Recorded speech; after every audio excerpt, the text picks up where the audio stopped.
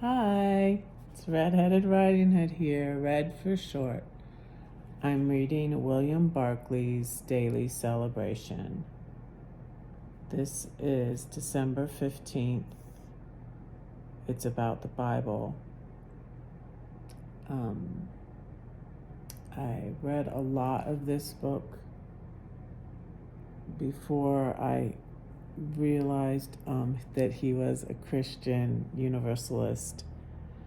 And I also gave a copy to my Baptist pastor, and he accepted it. He took it. I don't know if he read it. But anyways, this is interesting, and it's on the Bible. It's called Leave It Alone.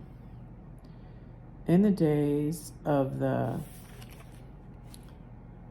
1914-1918 war, a body of British troops were besieged for a long time.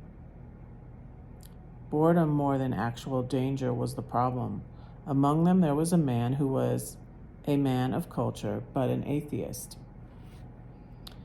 In the siege, he missed, above all, something to read. In despair, he went to the chaplain, thinking that he might have some books. All the chaplain had to offer was the Bible. At first, the man declared that the Bible was useless to him, but out of sheer boredom, he took it and began to read it. It opened at the book of Esther. Now, whatever else Esther is, it is a great story which would make a magnificent film scenario. I think there are films. I think there's a recent film. The man could not lay it down until he had finished it. If the Bible was like this, it was worth reading. So indeed, he read on, and he was converted. And it is literally true to say that it was the reading of the book of Esther which led directly to his conversion.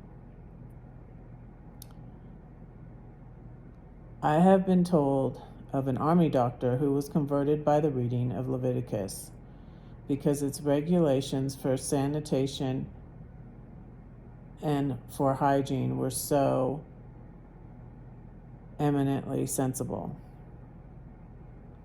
Now, if there are two books which it has been said could be removed from the Bible without loss, these books are Esther and Leviticus. And yet, the two cases I have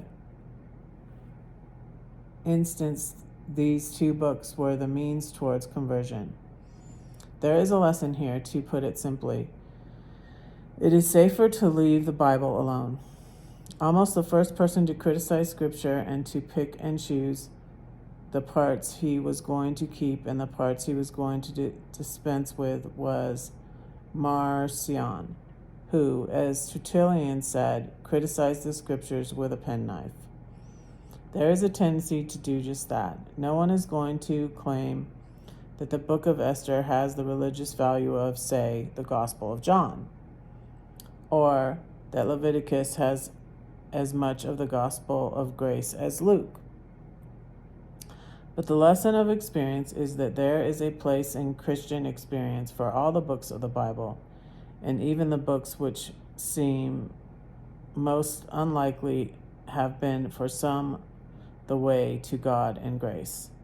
Leave the Bible alone in its entirety, for no one knows out of which book in it the Spirit of God will speak to the heart of some man. It's interesting, you have a whole nother view of salvation when you think of God will eventually save all. And to me, it's a much better thing. He doesn't say anywhere here that the atheist was saved from hell. No, the atheist learned to live his life now and be happy now. Salvation is for now. Today is the day of salvation. I think Julie Forwarder maybe even mentions that in her book, Raising Hell. It's for life now. you know, and the Bible is for living your life now, you know. It's just a practical book, an inspiring book, and the book of Esther is.